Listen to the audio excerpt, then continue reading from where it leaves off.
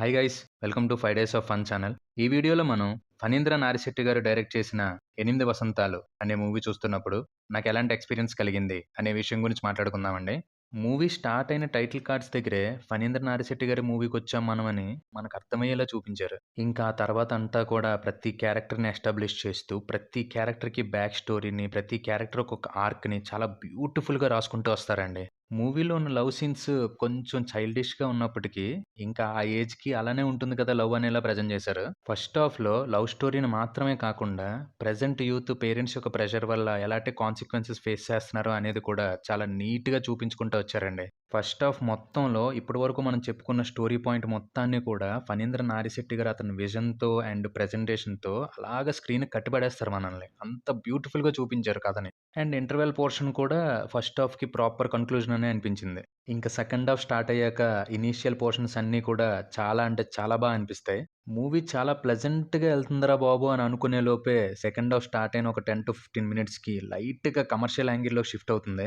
అక్కడ ఆ పాయింట్ ఇంపార్టెంటే కాదనను. కానీ దానికి ప్రాపర్ ఎస్టాబ్లిష్‌మెంట్ లేకుండా ఆల్ ఆఫ్ ఎ సడెన్ తీసుకొచ్చేయడం వల్ల అదంతా కూడా అబ్రప్ట్‌గా అనిపిస్తది తప్ప అంత ఇంపాక్ట్‌ఫుల్‌గా అనిపించలేదు. అక్కడ మెయిన్‌గా మెయిన్ లీడ్‌ని ఎలివేట్ చేద్దామని ట్రై చేశారు. ఎలివేట్ చేసిన విధానం బావున్నప్పటికీ, ఆ సీన్‌ని ఎగ్జిక్యూట్ చేసిన విధానం ప్రాపర్‌గా అనిపించలేదు. ఇంకా సీన్ అయిపోయిన తర్వాత స్టోరీ మళ్ళీ నీట్‌గా ట్రాక్‌లోకొచ్చింది అన్నట్టే ప్రెజెంట్ చేసుకుంటా వెళ్తారు. సెకండ్ హాఫ్ స్టార్ట్ అయిన ఒక 30-35 మినిట్స్‌కి ఇంకొక స్పెషల్ క్యారెక్టర్‌ని ఇంట్రొడ్యూస్ చేస్తారండి. ఆ క్యారెక్టర్ వచ్చిన తర్వాత ఒక 10-15 మినిట్స్ చాలా అనిపిస్తది. ఇంకా అక్కడి నుంచి ప్రీ క్లైమాక్స్ వరకు కూడా అంతా కూడా రెగ్యులర్ నోట్‌లోకి మారిపోయిందేమో అనిపించేలా ప్రెజెంట్ చేశారు. అంటే అక్కడ సీన్స్ అన్నెసెసరీ అని నేను చెప్పను. అది అవసరమే. కానీ ఎఫెక్టివ్‌గా ప్రెజెంట్ చేయలేదేమో అనిపించింది. ఇంకా ప్రీ క్లైమాక్స్ నుంచి క్లైమాక్స్ సినిమా చాలా అంటే చాలా బాగా వెళ్తుంది.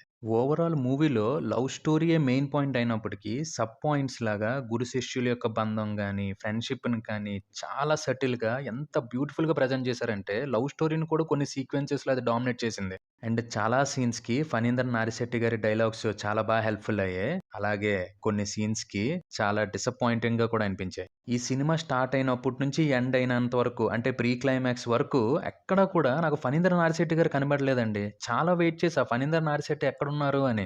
జనరల్‌గా ఫణీంద్ర నారిశెట్టి గారి మార్క్ ఏంటంటే ఆయన క్యారెక్టర్‌నే కాదు, ఆ క్యారెక్టర్‌ని డిజైన్ చేసుకునేటప్పుడు రాసుకునే సీన్స్‌లోని మనకు ప్రెజెంట్ చేయడంలో ఆ క్యారెక్టర్ ఎలాంటి ఎమోషన్‌ని ఫీల్ అవుతుంది అనేది ఆన్ స్క్రీన్ మనకి ఫ్రేమింగ్‌తో ప్రెజెంట్ చేస్తారు. ఈ 8 వసంతాలు మూవీలో ఫస్ట్ నుంచి క్లైమాక్స్ వరకు కూడా ఫ్రేమింగ్స్ చాలా బాగున్నప్పటికీ, ఆన్ స్క్రీన్ క్యారెక్టర్ ఫీల్ అయిన ఎమోషన్‌ని అతని ఫ్రేమింగ్ వైస్ అస్సలు ప్రెజెంట్ చేయలేదండి. అలా సినిమా స్టార్ట్ అయినప్పటి నుంచి ప్రీ క్లైమాక్స్ వరకు కూడా క్యారెక్టర్స్ బాగున్నప్పటికీ, ఎమోషన్ బాగున్నప్పటికీ, ఆ క్యారెక్టర్స్ మధ్య బాండింగ్ చాలా బాగా రాసుకున్నప్పటికీ, ప్రీ క్లైమాక్స్ వరకు కూడా ఫణీంద్ర నారిశెట్టి గారి మార్క్ ఫ్రేమింగ్‌కి ఫ్యాన్ అయిన నన్ను డిసప్పాయింట్ చేస్తూనే వచ్చారు. ప్రీ క్లైమాక్స్‌లో ఏంట్రా ఇది ఇలా చేశారు ఫణీంద్ర నారిశెట్టి గారు అనుకున్నప్పుడు ఆయన డ్యూటీ ఎక్కారండి. ఇంకా ప్రీ క్లైమాక్స్ నుంచి క్లైమాక్స్ ఆయన ఆడుతారండి గేము.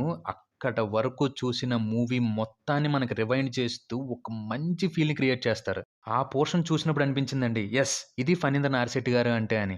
ఆయనలో ఉన్న జమ్ము ప్రీ క్లైమాక్స్ వరకు కూడా దాగుడు మూతలు ఆడుతూ ప్రీ క్లైమాక్స్‌లో దొరికిపోతాడు. అక్కడి నుంచి మాత్రం మెంటల్ మాస్ స్టఫ్ అంతే. ఔట్ ఆఫ్ ఫణీంద్ర నారిశెట్టి గారి గురించి మాట్లాడుకుంటే టెక్నికల్ టీమ్ అందరూ కూడా ఫెంటాస్టిక్ అవుట్‌పుట్టే ఇచ్చారండి. Especially cinematography and music heart of the movie అనే చెప్పాలి. సినిమా మొత్తం ప్రీ క్లైమాక్స్ వరకు సినిమాటోగ్రఫీ కూర్చోబెడితే, నేను ప్రీవియస్‌గా సెకండ్ హాఫ్‌లో లైట్‌గా కమర్షియల్ ఎలిమెంట్ ఒకటి టచ్ చేశారని చెప్పాను గదా! ఆ పోర్షన్‌లో మాత్రం బీజీఎం కూర్చోబెట్టిందండి. అక్కడ సీన్ మాస్ సీన్ అయినప్పటికీ మ్యూజిక్ డైరెక్టర్ గారు ఆ క్యారెక్టర్ యొక్క ఆర్క్‌ని ఎలివేట్ చేయడం కోసం డివోషన్ వైబ్‌ని కనెక్ట్ చేసి బీజీఎం కొట్టారండి. వేరే లెవెల్ అంతే. ఇంకా యాక్టర్స్ యాక్టింగ్ విషయానికొస్తే అందరూ కూడా చాలా అంటే చాలా పెర్ఫార్మ్ చేశారు. ఎస్పెషల్లీ సెకండ్ హాఫ్‌లో వచ్చే మెయిన్ క్యారెక్టర్ యొక్క క్యారెక్టరైజేషన్‌ని మైథాలజీ రిఫరెన్స్ యూజ్ చేసుకొని రాసుకున్న విధానం కానీ, దాన్ని స్టోరీలో బ్లెండ్ చేసిన విధానం కానీ చాలా అనిపించాయి. అది చూస్తున్నప్పుడు అండ్ దానికి లింక్ అయ్యి ఉన్న ప్రీ క్లైమాక్స్, క్లైమాక్స్ చూస్తున్నప్పుడే అనిపించింది. ఇది సార్ మీరు అని. ఓవరాల్‌గా మూవీ నా వరకు ఎలాగనిపించింది అనే విషయానికొస్తే, ఈ 8 వసంతాల్లో సెకండ్ హాఫ్‌లో మధ్యలో వచ్చే ఒక 2 వసంతాలను మినహాయిస్తే మిగతా 6 వసంతాలు కూడా అద్భుతంగా ఉన్నాయండి. అదండి 8 వసంతాలు అనే మూవీ చూస్తున్నప్పుడు నాకు కలిగిన ఎక్స్‌పీరియన్స్. ఇంకో మూవీ ఎక్స్‌పీరియన్స్‌తో మళ్ళీ మీ ముందుకొచ్చేస్తాం. Until then stay safe and be happy. Bye by.